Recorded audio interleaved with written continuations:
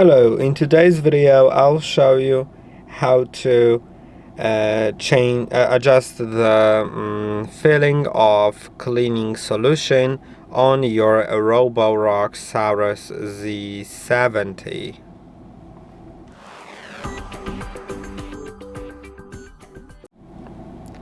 In order to do it, you can click on the settings button in the top right corner, then go to dock settings and find cleaning solution filling.